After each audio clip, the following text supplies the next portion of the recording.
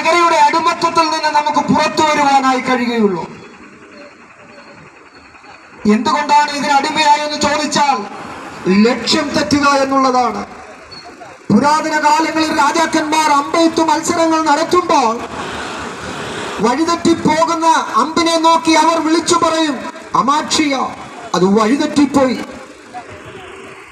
എനിക്കും നിങ്ങൾക്കും, എന്നെക്കുറിച്ചും നിങ്ങളെക്കുറിച്ചും മാതാപിതാക്കൾക്ക്, സഹോദരങ്ങൾക്ക്, കുടുംബത്തിന്, തലമുറയ്ക്കൊരു ലക്ഷ്യമുണ്ട്. ആ ലക്ഷ്യത്തിൽ നിന്ന് നാം എപ്പോൾ വഴിതെറ്റുമോ അത് നമ്മുടെ നാശത്തിലേക്കാണ് പോകുന്നത്. നാം വഴിതെറ്റിയുള്ള യാത്രയിലാണായിത്തീരുന്നത്. അതുകൊണ്ട് എനിക്കെന്ത് നേട്ടമുണ്ടായി എന്ന് ചോദിച്ചാൽ എനിക്കൊരു നേട്ടവും ഉണ്ടായില്ല, എനിക്ക് നഷ്ടങ്ങളെ ഉണ്ടാകത്തുള്ളൂ.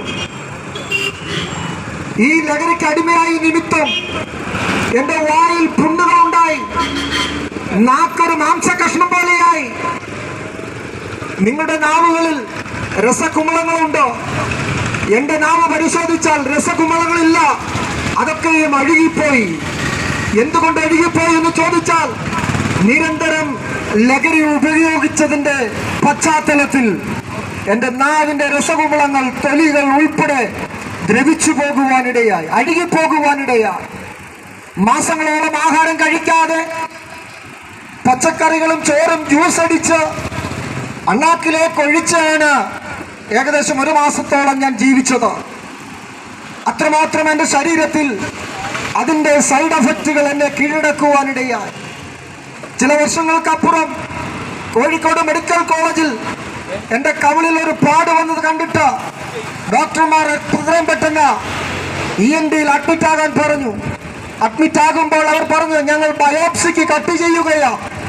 കാരണം കവിളിലെ ലക്ഷണങ്ങൾ കണ്ടാൽ നിങ്ങൾക്ക് ക്യാൻസർ ആണെന്നാണ് ഞങ്ങളുടെ സംശയം.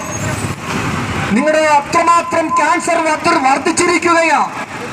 ബയോപ്സി കഴിഞ്ഞിട്ട് മാത്രം റിപ്പോർട്ട് പറയാം എന്ന് ഡോക്ടർമാർ പറയുമ്പോൾ, അതിന് ചില നാളുകൾക്ക് മുമ്പ് എന്റെ ഹൃദയത്തിൽ എന്നോട് തന്നെ സംസാരിച്ചിരുന്ന ഒരു പദമുണ്ട്, നിനക്ക് ക്യാൻസർ തന്ന നിന്റെ ആത്മാവ് കളയുമെന്ന്